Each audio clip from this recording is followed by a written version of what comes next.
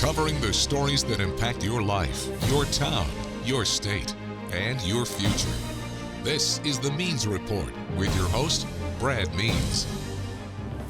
Hello, everybody, and welcome once again to the Means Report. We certainly appreciate you spending part of your day with us, where we are so excited today because this broadcast has rolled around again, where we are on the verge of hearing the state of the Medical College of Georgia as described by its dean, Dr. David Hess. Dr. Hess, always so kind to stop by the Means Report, let us know some of the highlights that are going on at the medical college. We always try to focus on improving access to health care because that's so important. And also we'll wrap up the broadcast, as always, with ways that you can stay in touch and help us get more great guests like MCG Dean David Hess. Dr. Hess, thanks so much for coming back and every year and talking to us about the important things going on at your school. We appreciate it.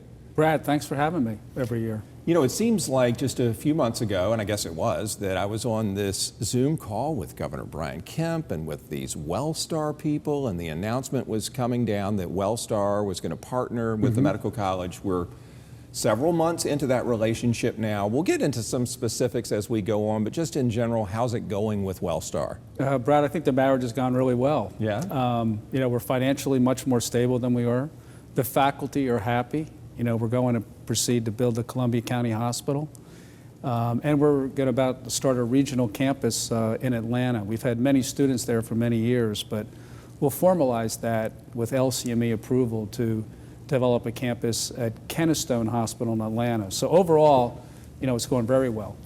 So let's look at that Columbia County Hospital. That was exciting news when it happened. Stiff competition to be the ones that get to build out there. How close are we to having a facility? Well, we've broken ground. If you go out to exit 190 and you're driving toward Atlanta, you just look to your left, and behind those pine trees, we're breaking ground. You know, we're going to build a 100-bed hospital and a medical office building, as we know as an MOB. They'll probably come up about the same time. So already planning for the staff and the faculty and the services that'll be offered there. That part of our world, as you know, is just booming. You said exit 190, and I kind of got chills because it's difficult to navigate right now. But I'm certain that the need, even long after you got your certificate, has grown, don't you think? Yes, yeah, Columbia County's booming. Let me ask you about the big news that we heard recently. Governor Brian Kemp calling for a new medical school in Athens. You talk about getting chills, and not in a good way. This has scared some folks because we talked last year about other towns in Georgia pulling away the MCG brand and pulling away taking shots at our med schools, setting up their own. It appears that this is happening. Please kind of set me straight on that. Sure, Brad. You know, everybody's concerned when you hear that news. I mean, we go back 200 years. We were founded in 1828, 13th oldest medical school in the country. You know, this year we're going to have a class of 304, which will be the 5th or 6th largest medical school in the country, with the new campus in Savannah. So we're growing. So, but you know, the partnership campus, it's called, in Athens, has been with us since 2008 to 10. So it's really been operating for 14, 15 years. And, you know, we hate to lose them, but I think the thing you have to remember is, according to the LCME, which accredits medical education, you know, we have the ability to backfill here. So when we lose that class of 60 per year, we will backfill and enroll more students in Augusta. So it'll actually lead to more students in Augusta and maybe some more in Savannah and maybe some more in Atlanta. But the Augusta campus, because of this, will grow. And we still keep our regional campus network throughout the state: Rome, Dalton, Albany, and of course the four-year campus developing in Savannah and Brunswick. How do you know you're going to be able to backfill, though? Do y'all always have at least 60 that don't get in, so you know they're there? Oh, we have no shortage of great applicants. You know, we turn away qualified applicants every year. Medical school is very, very competitive everywhere, but particularly in Georgia. So yeah, we can certainly enroll that class here, and it'll just mean more students in Augusta.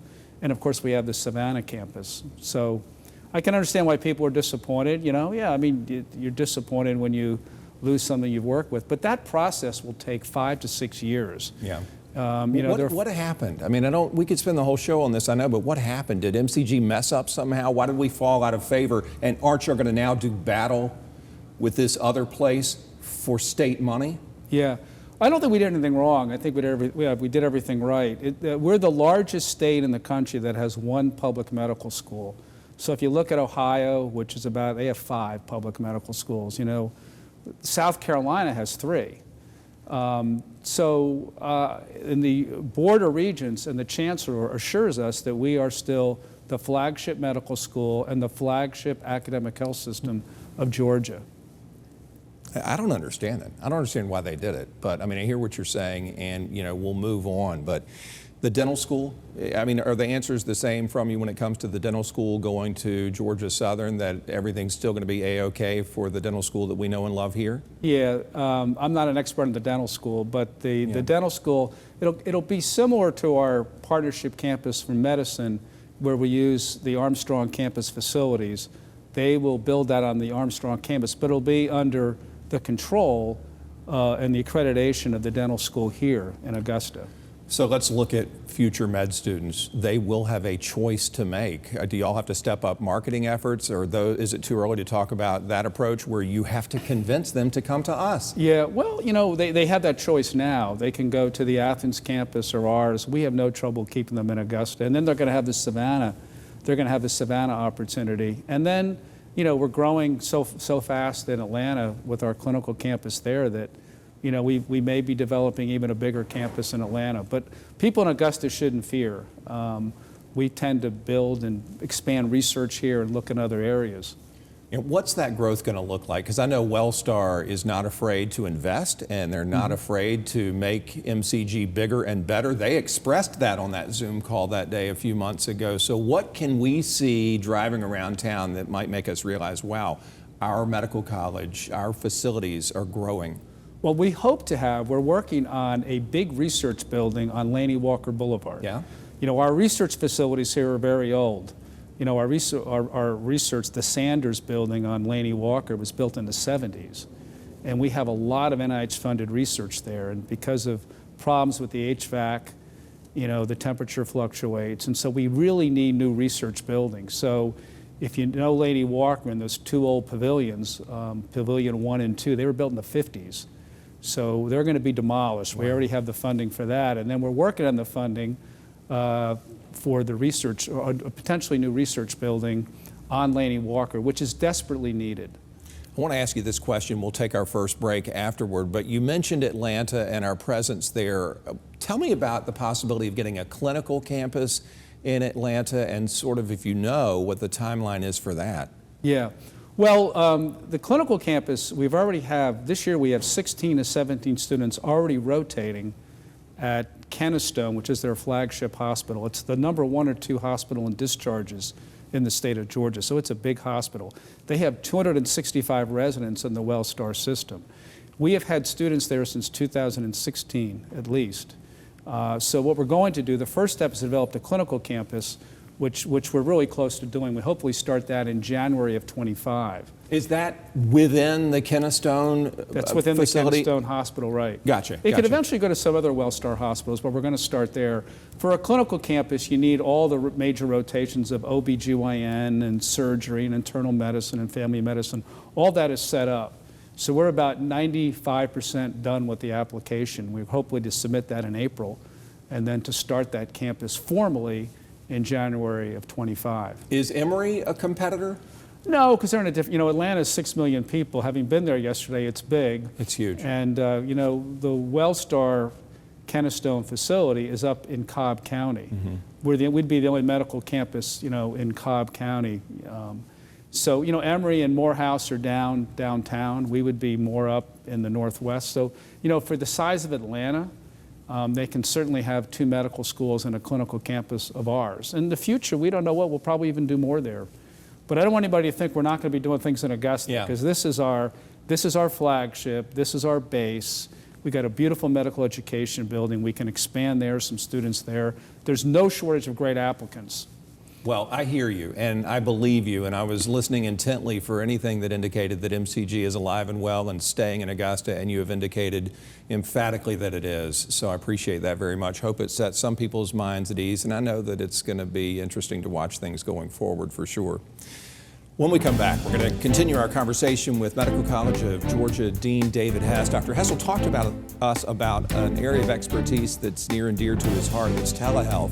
making sure that everybody has access to a doctor on the Means Report.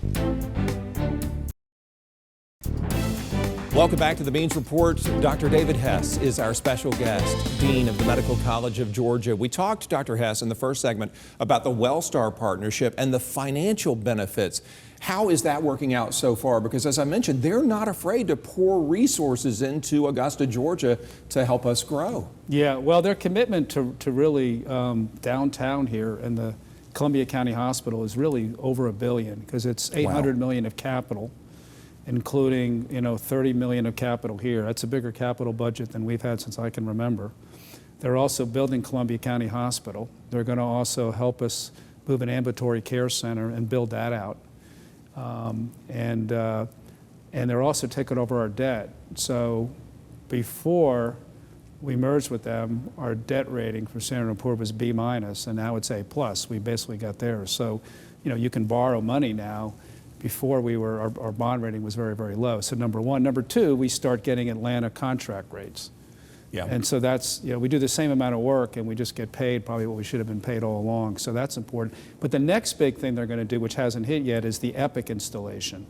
And Epic is an EMR, right now we're on Cerner. It's an EMR that's very good at what we call revenue cycle. So MCG, we have great doctors, great nurses, but we're not very good at setting appointments and doing the billing and the collecting like we should. Epic makes that much easier. So when you install Epic, you see a big lift from that, and that should be fully installed by the fall, around October. Dr. Hess, do y'all ever talk about, at the dean level, patient services and the interaction that a physician, and especially the receptionist at a physician's office, might have with a patient? Because sometimes that can be sort of a difficult time when you're trying to go to the doctor. Sometimes it's not the friendliest environment. Yeah, no, and WellStar is, this is really important. Billing and collecting, when you get a bill that you don't think you deserve, that's really upsetting to people who are already sick. So we talk about that. I co-chair the Joint Operating Committee with Ralph Turner. He's the local president. We actually have a great relationship. Yeah. And we discuss all sorts of things, mostly new hires, but it actually keeps MCG and the WellStar Health System alive. And we really like the name WellStar MCG Health. Yeah. So it's really getting the name MCG out there, which is really important. Yeah, sometimes I think about doctor's visits, and I think about sitting in my chair in the waiting area and the receptionist going, "Mr. Means, come here. You still got the measles?" And you're like, could y'all please just turn it down a couple of notches? But I'm glad that y'all address patient services at your level. That's encouraging. What about telehealth? I know we talk about this each time because this really is something that you're super good at, Dr. Hess, and you're very interested in it, making sure that everybody has access. Any changes in the world of digital medicine since we last talked? Well, one of the reasons we married WellStar and they married us is we have this common interest in digital health. And digital health is central to WellStar's operating model and central to ours. So, we started our MCG Center for Telehealth. We formalized that in the last about year and a half. Matt Lyon runs that. And, we already had the telestroke hospitals, but he's done a great job, really accelerated during the pandemic, of doing hospital connections to rural hospitals. So, rural hospitals can get ED consultations, ICU consultations, and that allows rural hospitals to keep some patients in their hospital so they can remain financially solvent. But if they get sick, then we transfer them. And then some of the exciting things that they're doing hospital in the home. The future is going to be you're not going to be in the hospital, you're going to be in the home. So starting to set up these digital links to the home and keeping people out of the hospital in the home is really the future of medicine. We got a long way to go. I mean, there's some people that will never be home. Right, and you're right, it is in the future, and I want to acknowledge that. But if someone is deep in the country and they need to go to the doctor and they need to take advantage of the things you've just mentioned, they need internet access, right? Yep. That's not everywhere in Georgia just yet. And there is a digital divide. I mean, there isn't bandwidth adequate in some parts of Georgia. Now, when we connect to rural hospitals, they always have good connections. But when you get into the home, you're absolutely right. Hopefully, in the next few years, we're going to get that fixed in Georgia. What's that relationship look like between the rural hospital and the powers that be, the doctors, at the Center for Telehealth? Are they saying, I am with this patient, here is their x-ray, or these are their symptoms, and then the folks back in Augusta will help diagnose? Yeah, that's exactly what happens. Okay. So you need a great, Emmanuel County Hospital we've been doing telestroke there since 2003. That's a great example of a small rural hospital that Matt Lyon and his MCG Center for Telehealth and the ED have really worked to do exactly that. You can go there, and if you're in their ICU, you can have an MCG physician on the phone. Same thing in the ED. So really, it's the right care at the right place by the right doctor. So, if they need to stay there, they can stay there. With MCG guidance, they need to be transferred, they can be transferred. So it helps both sides. Are med students and residents able to take advantage of this technology, or is it for the veterans? No, we start teaching medical students telemedicine in the first year. Wow. And now, particularly our 3+, you probably know about our 3+ program where they graduate in 3 years. Some of those students then who went to residencies here, we're starting to send out to these rural hospitals to be on the other end, to be on the rural hospital side, so they can get trained from both sides and both ends. So it's really important to train students in telehealth, because it's not just automatic. Your behavior is a little bit different when you're in telemedicine, how you comport yourself, to be very professional. It's really important to teach medical students that early in the first months of medical school. Do you find that some of those first years are more comfortable with this than you thought? Because they grew up with devices. They are. They're much better at it naturally than I am. Yeah, that's incredible. Well, it's fascinating to see that technology come into play. As you said, the class that you mentioned probably wasn't even part of the curriculum 10 years ago. And now you're teaching it because of the pandemic and everything else.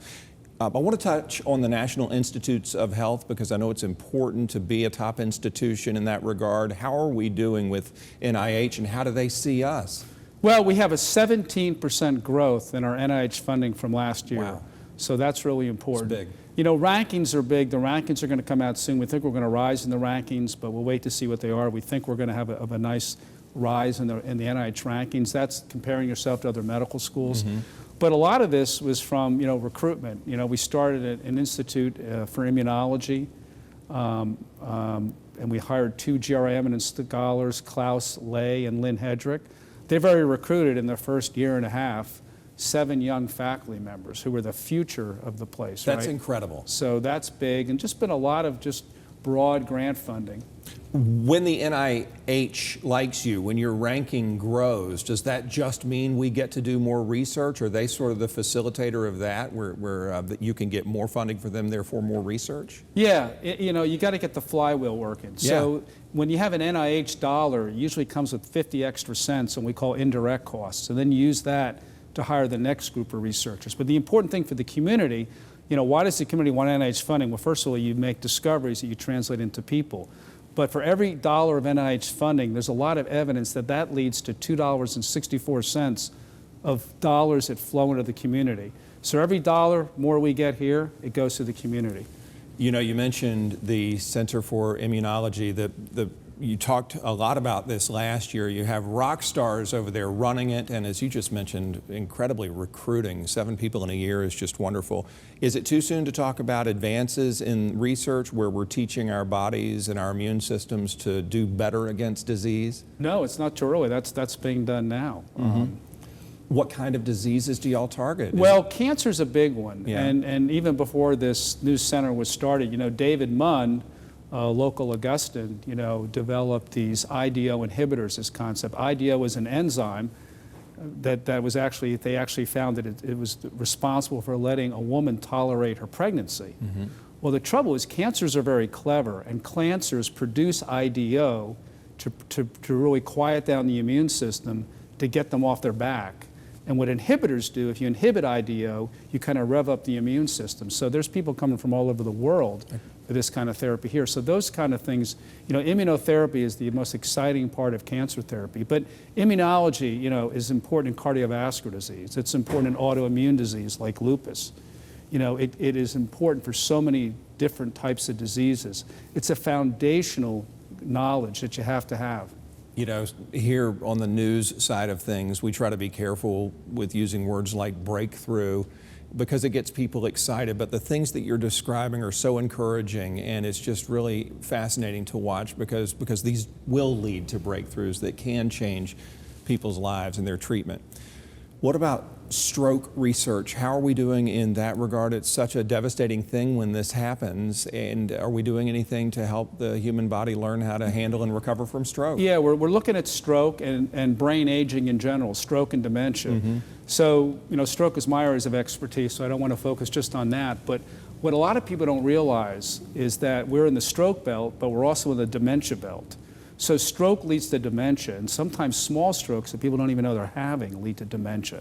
So we have this brain aging initiative called TRIBA.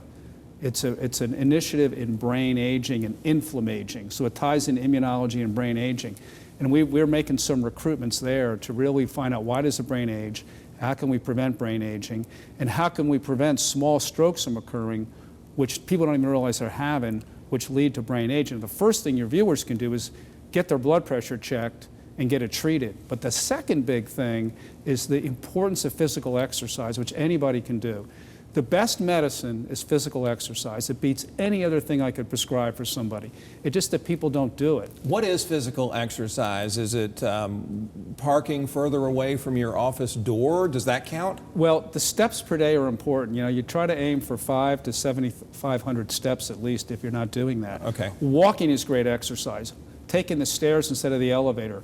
Park a little bit further away. Nobody likes to do that because you're usually in a rush because you're late. Right. But just walking more during the day is extremely important because that's really what we're designed to do. We shouldn't be sedentary.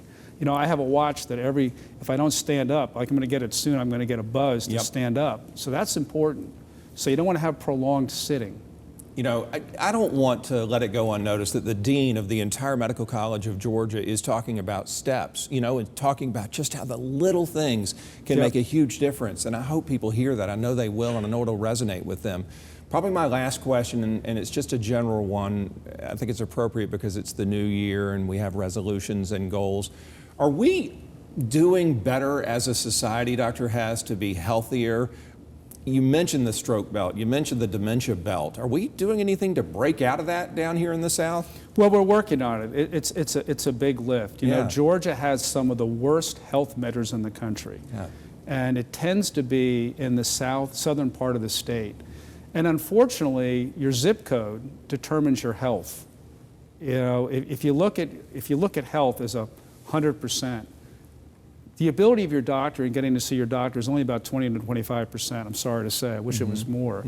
But so much is where you live and your behaviors. So one behavior everybody can do is physical exercise. Don't smoke. Don't drink excessively. And be very physically active. That's huge. But your socioeconomic factors are a big factor. If you grow up in a small, poor, rural community, you just tend to not have good health. Now, it's a hard thing to change overnight, but health policy can change it. So we're having a big push in clinical and translational science research, and our focus is on the health disparities throughout the state of Georgia, which are largely the African American populations in South Georgia. And that black belt, unfortunately, goes right up through Richmond County. So we're in it. Well, we are just a few days away here on the Means Report from taking a look at the latest Healthy Georgia report to find out how we're doing and to find out what we can do, as Dr. Hess mentioned, to try to break out of that and rise above our zip codes. Dr. Hess, thanks so much for a wealth of information. Once again, I appreciate it. Thank you, Brad. Always great to be here. Yeah, likewise. Dr. David Hess, Dean of MCG. When we come back, how you can help us get more great guests like Dr. David Hess in a moment.